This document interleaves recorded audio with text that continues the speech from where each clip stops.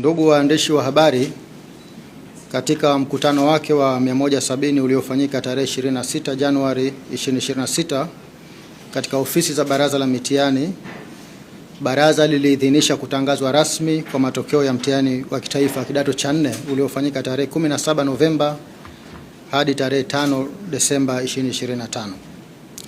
Kuhusu usajili na mahudhurio, jumla ya watahiniwa 595,810 walisajiliwa katika jumla ya vituo 6677, wakiwemo watahiniwa wa shule 569,883 waliosajiliwa katika shule 5864 na watahiniwa kujitegemea 25,927 waliosajiliwa katika vituo 813.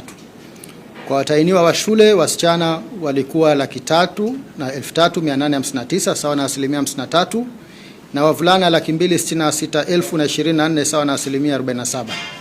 Mahudhurio katika mtihani huu yalikuwa 97.5 sawa na wanafunzi 555,606. Kuhusu matokeo, takwimu zinaonyesha kuwa ufaulu wa jumla umepanda kwa 2.61 na hivyo kufikia 94.98, ambapo watahiniwa 526,620 wamefaulu kwa kupata division 1, 2, 3 na 4.